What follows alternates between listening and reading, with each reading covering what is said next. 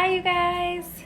Hey, I am just putting together a video montage today of things that I get accomplished in a day or in a morning, and I want to encourage you to do the same and also to celebrate those small things. Since we're sort of in this weird time where we're kind of stuck at home and things are not open and we don't have the ambition to go out as much as we once did, we want to make sure that we are making the most of our time at home and celebrating the small things that we accomplish in a day.